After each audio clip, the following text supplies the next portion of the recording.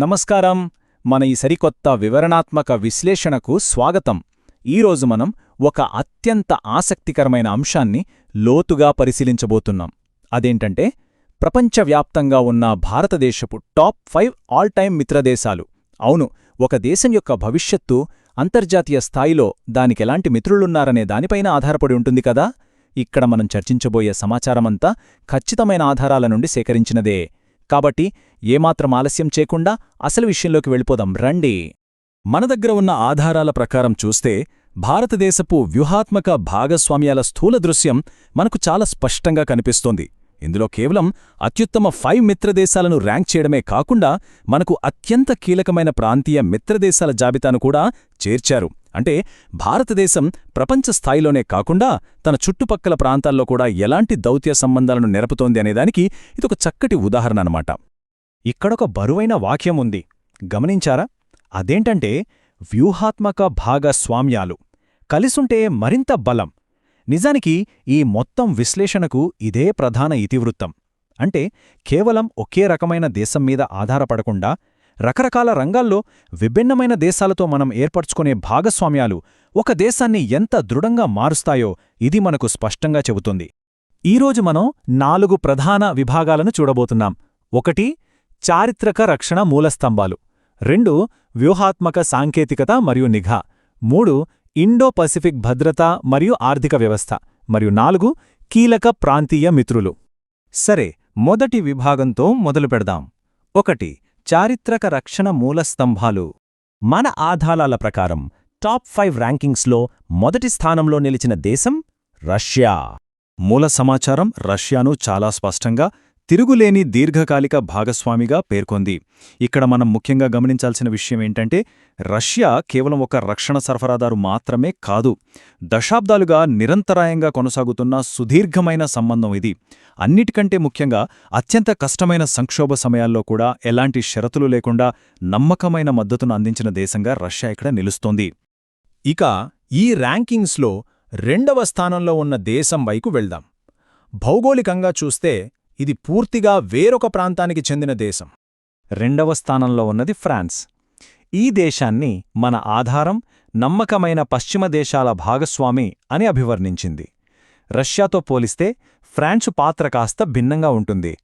ఇక్కడ ప్రత్యేకంగా ప్రస్తావించిన అంశమేమిటంటే, భారత వైమానిక దళానికి మరియు నౌకాదళానికి అత్యంత కీలకమైన ఆధునిక రక్షణ సామగ్రిని అందించడంలో ఫ్రాన్సు పాత్ర చాలా ప్రాధాన్యతను సంతరించుకుంది.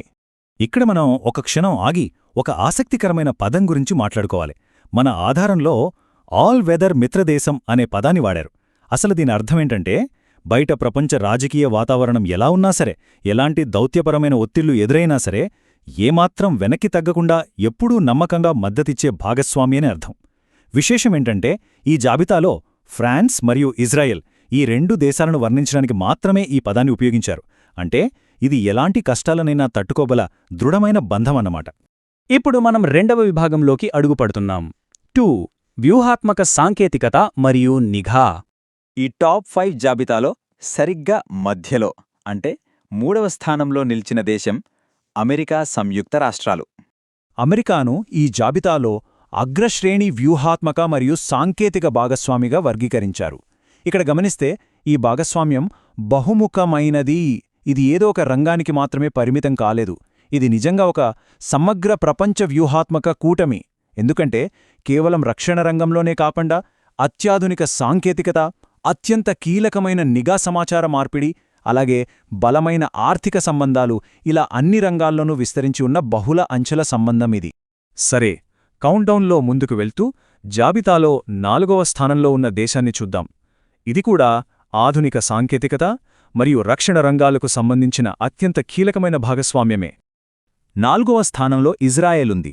మన డేటా ఇజ్రాయెల్ను ఆల్ వెదర్ రక్షణ మిత్రదేశం అని చాలా గర్వంగా పేర్కొంటోంది. ఇక్కడ మనం నిష్పాక్షికంగా ఒక విషయం గమనించాలి. ఈ భాగస్వామ్యం ప్రధానంగా 3 అంశాల చుట్టూ తిరుగుతోంది: అడ్వాన్స్డ్ డిఫెన్స్ టెక్నాలజీ, అత్యంత గోప్యమైన ఇంటెలిజెన్స్ షేరింగ్ మరియు ఉగ్రవాద నిరోధక చర్యలు. మిగతా దేశాల విషయంలో ఎక్కడా కూడా ఉగ్రవాద నిరోధక చర్యలు అనే పదాన్ని ప్రత్యేకంగా ప్రస్తావించలేదు. కేవలం ఇజ్రాయెల్ సహకారాన్ని వివరించడానికి మాత్రమే దీన్ని చేర్చడం ఇక్కడ మనం గమనించాల్సిన విషయం. ఇక మూడవ విభాగం 3 ఇండో పసిఫిక్ భద్రత మరియు ఆర్థిక వ్యవస్థ. ఈ ప్రధాన ర్యాంకింగ్స్ జాబితాలో 5వ మరియు చివరి స్థానంలో ఉన్న దేశం జపాన్. జపాన్ను ప్రత్యేకంగా వ్యూహాత్మక ఆర్థిక భాగస్వామిగా వర్గీకరించారు. ఇతర దేశాల్లాగా నేరుగా రక్షణ ఆయుధాలు సరఫరా చేయడం కాకుండా జపాన్ పోషించే పాత్ర చాలా భిన్నంగా ఉంటుంది, కానీ అది అంతే ముఖ్యమైనది కూడా. ముఖ్యంగా ఇండో పసిఫిక్ ప్రాంతంలో భారీ మౌలిక సదుపాయాల ప్రాజెక్టులకు మద్దతిస్తూ ఆ రీజియన్లో ప్రాంతీయ భద్రతను ప్రోత్సహించడంలో జపాన్ ఒక అద్భుతమైన భాగస్వామిగా నిలుస్తోందని మన ఆధారం స్పష్టం చేస్తోంది. ఒక్కసారి ఈ మొత్తం టాప్ 5 జాబితాను నిశితంగా గమనిస్తే మనకొక అద్భుతమైన వ్యూహం అర్థమవుతుంది. చూశారా, ప్రతి దేశం దేనికదే ఒక ప్రత్యేకమైన పాత్రను పోషిస్తోంది. రష్యా ఏమో దీర్ఘకాలిక మద్దతిస్తోంది, ఫ్రాన్స్ పశ్చిమ దేశాల నమ్మకమైన మిత్రుడు, అమెరికా సాంకేతికతలో బహుముఖ అగ్రగామిగా ఉంటే ఇజ్రాయెల్ రక్షణ ఉగ్రవాద నిరోధక చర్యల్లో ఆల్ వెదర్ మిత్రదేశంగా ఉంది. అలాగే జపాన్ ఒక ఆర్థిక శక్తిగా వెన్నుదన్నుగా నిలుస్తోంది. అంటే ఎవరి పాత్ర వారిదే. ఒకరితో ఒకరికి ఏమాత్రం ముడిపడని ఈ ప్రత్యేకమైన వ్యూహాత్మక పాత్రలే మన పుత్తులకు ఇంతటి బలాన్నిస్తున్నాయని మనం ఖచ్చితంగా చెప్పొచ్చు. ఇక మన చివరి విభాగం 4 కీలక ప్రాంతీయ మిత్రులు. టాప్ 5 తర్వాత మన ఆధారం 2 ముఖ్యమైన ప్రాంతీయ మిత్రులను హైలైట్ చేస్తోంది. ఒకరు భూటాన్, మరొకరు దక్షిణ కొరియా. ఈ రెండింటి మధ్య ఉన్న వ్యత్యాసం చాలా ఆసక్తికరంగా ఉంటుంది. భూటాన్ చూస్తే భౌగోళికంగా మనకు ఆనుకొని ఉన్న అత్యంత సన్నిహితమైన నమ్మకమైన పొరుగుదేశం. సరిహద్దుల్లో ఒక భౌగోళిక విశ్వసనీయతకు ఇది ప్రతీక. ఇక దక్షిణ కొరియాను చూస్తే ఈ దేశం నేవల్ సిస్టమ్ టెక్నాలజీ మరియు డిఫెన్స్ ప్రొడక్షన్ అంటే నౌకాదళ మరియు రక్షణ ఉత్పత్తిలో అత్యంత నైపుణ్యమున్న ముఖ్యమైన భాగస్వామి. అంటే ఒకవైపు భౌగోళిక మద్దతు, మరోవైపు అత్యున్నత పారిశ్రామిక రక్షణ మద్దతు. ఈ 2 రకాల మిత్రులు మనకు అత్యంత అవసరమన్నమాట. ఈ విశ్లేషణను ముగించే ముందు మనం మొదటగా చూసిన ఆ బరువైన వాక్యాన్ని ఒక్కసారి గుర్తు చేసుకుందాం. వ్యూహాత్మక భాగస్వామ్యాలు కలిసుంటే మరింత బలం. ఇప్పుడు ఇదంతా చూశాక మీ మదిలో ఒక లోతైన ప్రశ్న మెదలొచ్చు. రక్షణ, ఆధునిక సాంకేతికత మరియు పటిష్టమైన ఆర్థిక మిత్రదేశాల మధ్య సరైన సమతుల్యతను నిర్మించడమనేది ఒక దేశం అంతర్జాతీయ వేదికపై నిజంగా కలిసుంటే మరింత బలమనే సూత్రాన్ని ఎలా నిర్ధారిస్తుంది?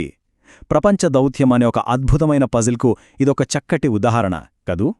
ఈ ఆలోచింపజేసే ప్రశ్నను మీకే వదిలేస్తూ మన ఈ వివరణాత్మక విశ్లేషణను ఇక్కడితో ముగిస్తున్నాను. ఇంతసేపు ఆసక్తిగా మాతోపాటు ప్రయాణించినందుకు ధన్యవాదాలు.